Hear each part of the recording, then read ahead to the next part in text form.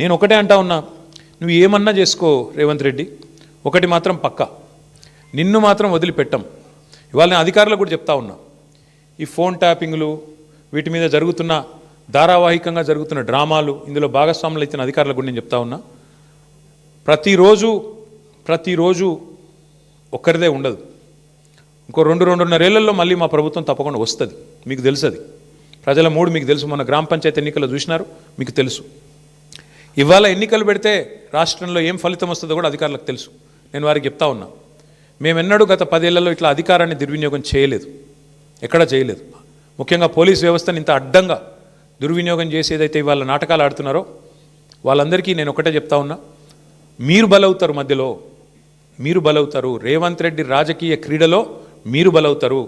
మొన్నెట్లయితే Congress party అంతర్గత కుమ్ములాటల్లో ఆధిపత్య పోరులో జర్నలిస్టులు బలైనారో, రేపు నేను చెప్తున్నా, మీరు భాగస్వాములు అయితే అధికారులు మీరు బలవుతారు.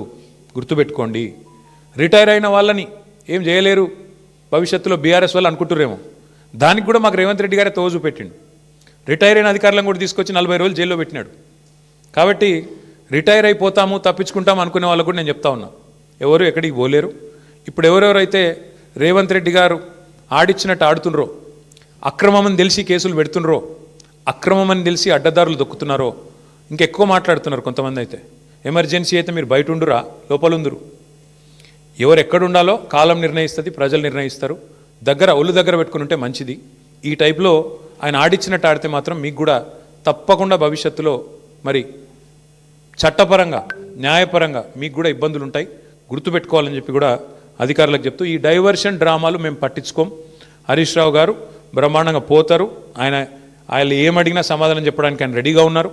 ఎన్నిసార్లు పిలిచినా పోవడానికి రెడీగా ఉన్నాం. చట్టము, ధర్మము, న్యాయం ఈ దేశంలో ఇంకా బతికుంది. రాజ్యాంగం పట్ల మాకు నమ్మకం ఉంది.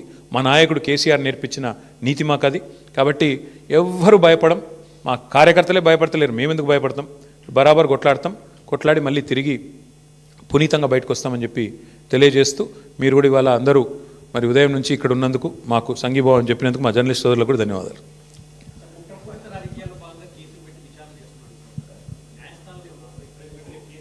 ఇప్పుడు న్యాయస్థానాల్లో ఆల్రెడీ కాళేశ్వరం విషయంలో ఆశ్రయించాము. కాళేశ్వరంలో ఆల్రెడీ విచారణ జరుగుతోంది. ఫోన్ ట్యాపింగ్లో కూడా already the matter is sub judice. వాస్తవానికి సుప్రీంకోర్టులో వ్యవహారం నడుస్తూనే ఉంది. ఆల్రెడీ హరీష్ రావు గారికి సుప్రీంకోర్టు కొట్టేసింది, క్లీన్ చిట్ ఇచ్చింది. అయినా ఎందుకు పిలిచారో మీరు వాళ్ళని అడగాల. విచిత్రం ఏంటంటే బ్రదర్, మేమేమో ఈ 2 ఏళ్లలో 200 ప్రెస్ మీట్లు పెట్టింటాం ముఖ్య నాయకులందరం కలిసి. ఒక్క ప్రెస్ మీట్ ఫోన్ ట్యాపింగ్ మీద ఒక్కడు కాంగ్రెస్ వాడు పెట్టినాడే? ఒక్కడు ఎవడన్నా బాధ్యత గల్లోడు? ఎవరన్నా ఒక్కరు చెప్పాలి కదా, అసలు ఏంటి కేసు, ఎవరి మీద ఆరోపణ, ఏంటి ప్రూఫ్? ఒక్కరు పోనీ పోలీసు వాళ్ళన్నా చెప్పన్నా? ఏది లేదు, అంతా లీక్ల మీదకి వెళ్ళి నడిపిస్తున్నారు. మీరు కూడా అవే రాస్తున్నారు. ఆ లీక్ ఇచ్చుడు, మీరు అదేదో పెద్ద అదే గాస్పెల్, అదేదో భగవద్గీత అన్నట్టు మీరు రాసుడు, దాన్ని మళ్ళీ పెద్ద తెల్లరి తాటికాయంత అక్షరాలతో రాసుడు. దాని వెనకాల అడ్వర్టైజ్మెంట్లు, మీడియా మేనేజ్మెంట్లు, సంక్రాంతి శుభాకాంక్షలు, న్యూ ఇయర్ గ్రీటింగ్స్ మాకు కనబడుతూనే ఉన్నాయి. ఎజెండా డ్రివెన్ పాలిటిక్స్ నడుస్తోంది. విచారణ పూర్తి కాలేదు కాబట్టి చెప్తున్నా బ్రదర్. అందుకే న్యాయం ధర్మం ఉందని చెప్తున్నా. బరాబర్ కొట్లాడతాము, బరాబర్ న్యాయస్థానాన్ని ఆశ్రయించి 100% విచారణ పూర్తి కాలేదంటే ఆయన హరీష్ రావు గారికి ఆల్రెడీ క్లీన్ చిట్ ఇచ్చింది కదా సుప్రీంకోర్టు. ఆయన మీద ఫోన్ ట్యాపింగ్ విషయంలో ఆధారాలు లేవని కొట్టేసింది కదా. మర్చిపోయినరా మీరు? వీళ్ళు కోట్లాది రూపాయలు ఖర్చు పెట్టి లాయర్లను పెట్టుకున్నా కొట్టవతల వారేసిండు కదా. హరీష్ రావు గారి మీద ఎందుకున్నది?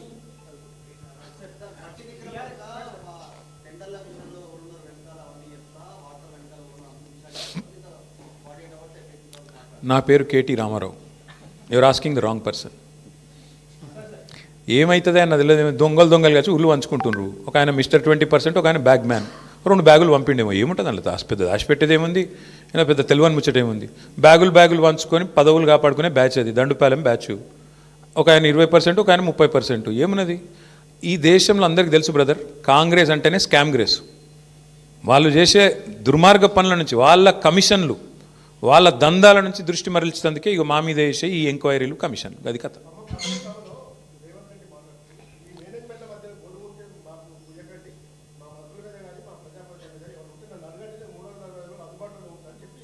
అదే అందుబాటులో ఉండే ఇళ్ళకే పోతుండు కదా, ఇళ్ళకే పోయి దండాలు పెడుతుండు కదా, కాలు మొక్కు వస్తుండు కదా, నా మీద మంచిగా రాయినరి, నా దొంగతనం బయట పెట్టకుండ్రి, మీకు కూడా కొంత ఇస్తాను. ఏమంటుండో మరి నాకే మెరక, మీరు అడగాలి మీ మేనేజ్మెంట్లో, నాకు తెలియదు.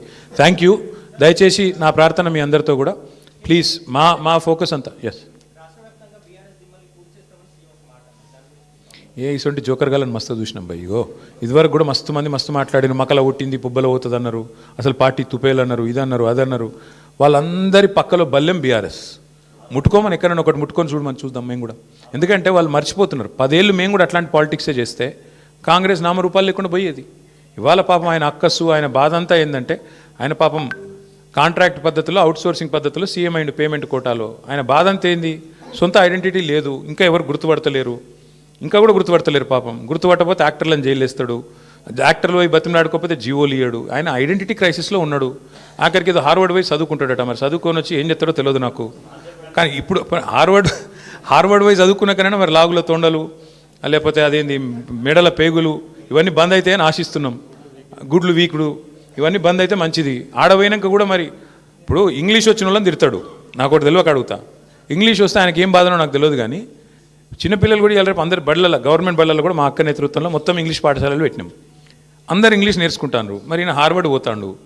ఈయన మరి అక్కడ వాళ్ళు ఏం చెప్తారు, ఈయన ఏం వింటాడు, ఈయనకి ఏం అర్థమవుతుంది, అర్థమైనాక మళ్ళీ బయటికి ఏం సర్టిఫికేట్ ఇస్తారు, ఏం మాట్లాడతాడు, మళ్ళీ వచ్చి మా భయం మాకుంది.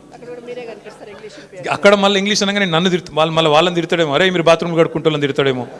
ఇంకా అమెరికాలో ఎవరి బాత్రూమ్ వాడు కడుక్కుంటాడు, మరి ఆడ ప్రొఫెసర్ అయినా కూడా వాని బాత్రూమ్ వాడు కడుక్కోవాలి.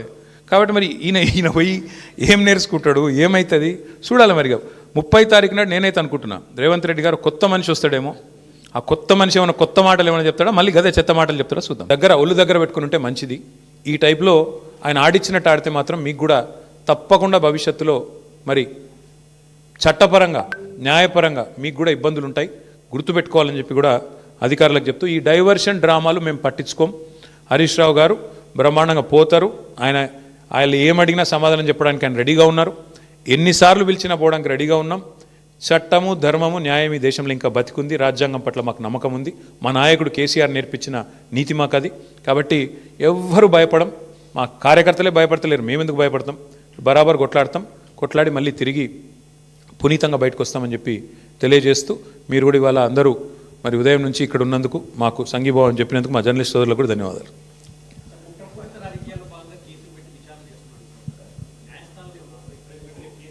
ఇప్పుడు న్యాయస్థానాల్లో ఆల్రెడీ కాళేశ్వరం విషయంలో ఆశ్రయించాము. కాళేశ్వరంలో ఆల్రెడీ విచారణ జరుగుతోంది. ఫోన్ ట్యాపింగ్లో కూడా already the matter is sub judice. వాస్తవానికి సుప్రీంకోర్టులో వ్యవహారం నడుస్తూనే ఉంది. ఆల్రెడీ హరీష్ రావు గారికి సుప్రీంకోర్టు కొట్టేసింది, క్లీన్ చిట్ ఇచ్చింది.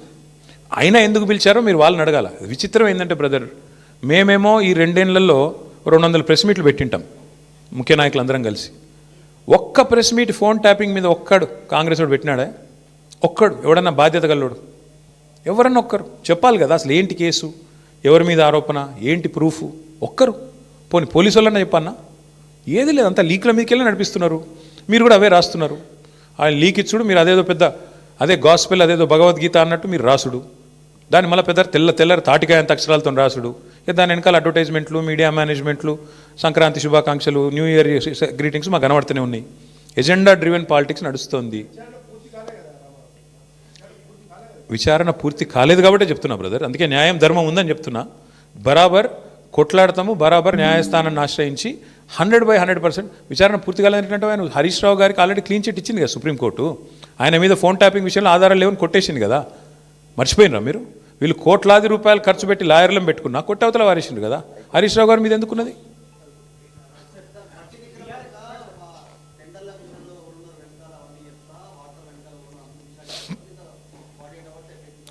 నా పేరు KT Ramarao. Your asking the wrong person. ఏమవుతుంది అన్నది లేదు. దొంగలు కలిసి ఉల్లు పంచుకుంటున్నారు. ఒక ఆయన మిస్టర్ 20%, ఒక ఆయన బ్యాగ్ మ్యాన్. 2 బ్యాగులు పంపిండేమో. ఏముంటుంది అందులో పెద్ద దాచిపెట్టేది ఏముంది, ఇలా పెద్ద తెలివని ముచ్చటేముంది. బ్యాగులు పంచుకొని పదవులు కాపాడుకునే బ్యాచ్ అది, దండుపాలెం బ్యాచ్. ఒక ఆయన 20%, ఒక ఆయన 30%. ఏమున్నది? ఈ దేశంలో అందరికీ తెలుసు బ్రదర్, కాంగ్రెస్ అంటేనే స్కామ్ గ్రేస్. వాళ్ళు చేసే దుర్మార్గ పనుల నుంచి, వాళ్ళ కమిషన్లు, వాళ్ళ దందాల నుంచి దృష్టి మరల్చేందుకే ఇక మా మీద వేసే ఈ ఎంక్వైరీలు, కమిషన్లు. అది కథ.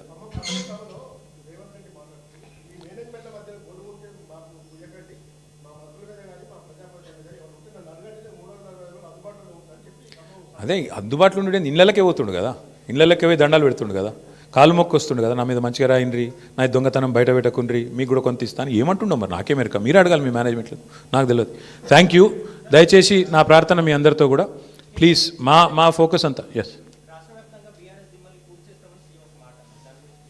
ఇటువంటి జోకర్ గాలని మస్తు చూసినాం భయ్. ఇగో ఇదివరకు కూడా మస్తు మంది మస్తు మాట్లాడిన మకల ఒట్టింది పుబ్బల పోతుంది అన్నారు, అసలు పార్టీ తుపేలు అన్నారు, ఇదన్నారు అదన్నారు. వాళ్ళందరి పక్కలో బల్లెం బీఆర్ఎస్.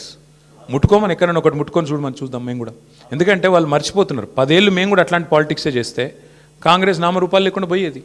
ఇవాళ పాపం ఆయన అక్కస్సు ఆయన బాధ అంతా ఏంటంటే ఆయన పాపం కాంట్రాక్ట్ పద్ధతిలో అవుట్సోర్సింగ్ పద్ధతిలో సీఎం అయిండు పేమెంట్ కోటాలో. ఆయన బాధ అంతా ఏంది, సొంత ఐడెంటిటీ లేదు, ఇంకా ఎవరు గుర్తుపడతలేరు, ఇంకా కూడా గుర్తుపడతలేరు పాపం. గుర్తుపట్టకపోతే యాక్టర్లను జైలు వేస్తాడు, యాక్టర్లు పోయి బతిమలాడుకోకపోతే జీవోలు ఇయ్యాడు. ఆయన ఐడెంటిటీ క్రైసిస్లో ఉన్నాడు. ఆఖరికి ఏదో హార్వర్డ్ పోయి చదువుకుంటాడట, మరి చదువుకొని వచ్చి ఏం చెప్తాడో తెలియదు నాకు. కానీ ఇప్పుడు హార్వర్డ్ పోయి చదువుకున్నాకైనా మరి లాగుల తొండలు లేకపోతే అదేంది మెడల పేగులు ఇవన్నీ బంద్ అయితే అని ఆశిస్తున్నాం. గుడ్లు వీకుడు ఇవన్నీ బంద్ అయితే మంచిది. ఆడపోయినాక కూడా మరి ఇప్పుడు ఇంగ్లీష్ వచ్చిన వాళ్ళని తిడతాడు, నాకు ఒకటి తెలియక అడుగుతా. ఇంగ్లీష్ వస్తే ఆయనకి ఏం బాధనో నాకు తెలియదు. కానీ చిన్నపిల్లలు కూడా రేపు అందరు బళ్ళల్లో గవర్నమెంట్ బళ్ళల్లో కూడా మా అక్క నేతృత్వంలో మొత్తం ఇంగ్లీష్ పాఠశాలలు పెట్టినాం. అందరు ఇంగ్లీష్ నేర్చుకుంటాను. మరి ఈయన హార్వర్డ్ పోతాడు. ఈయన మరి అక్కడ వాళ్ళు ఏం చెప్తారు, ఈయన ఏం వింటాడు, ఈయనకి ఏం అర్థమవుతుంది, అర్థమైనాక మళ్ళీ బయటికి ఏం సర్టిఫికేట్ ఇస్తారు, ఏం మాట్లాడతాడు, మళ్ళీ వచ్చి మా భయం మాకుంది. అక్కడ మళ్ళీ ఇంగ్లీష్ అనగానే నన్ను వాళ్ళని తిడతాడేమో, అరే మీరు బాత్రూమ్ కడుక్కుంటాలని తిడతాడేమో. ఇంకా అమెరికాలో ఎవరి బాత్రూమ్ వాడు కడుక్కుంటాడు, మరి ఆడ ప్రొఫెసర్ అయినా కూడా వాని బాత్రూమ్ వాడు కడుక్కోవాలి. కాబట్టి మరి ఈయన పోయి ఏం నేర్చుకుంటాడు, ఏమవుతుంది చూడాలి. మరిగా 30 తారీఖు నాడు నేనైతే అనుకుంటున్నా రేవంత్ రెడ్డి గారు కొత్త మనిషి వస్తాడేమో. ఆ కొత్త మనిషి ఏమైనా కొత్త మాటలు ఏమైనా చెప్తాడా, మళ్ళీ గదే చెత్త మాటలు చెప్తాడా చూద్దాం.